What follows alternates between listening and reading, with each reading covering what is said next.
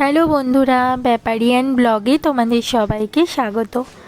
জানো তো বন্ধুরা, আজ কিন্তু সকালে বেশ সুন্দর রোদ্দুর ছিল, যে কারণে আমরা আজকে ডাল ভেজেছি, বড়িও দিয়েছি। আশেপাশে সবাইও মোটামুটি আজ বড়ি দিয়েছে, কিন্তু সমস্যাটা হয়েছে তারপরে, যখন সকাল 9টা নাগাদ বাজে তখন থেকেই আকাশের অবস্থা খারাপ।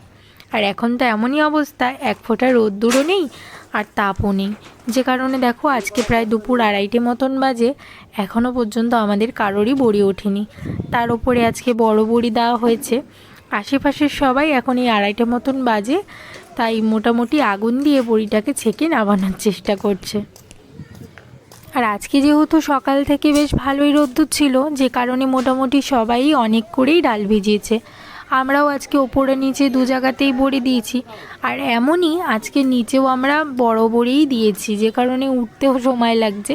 এখন এই বড়ি ছ্যাঁকার ব্যবস্থা করব আগুন দিয়ে, যে কারণে এই নিচে গিয়ে দাদা ওরা সব ওই কাঠ যেগুলো রয়েছে সেগুলো সব জোগাড় করছে।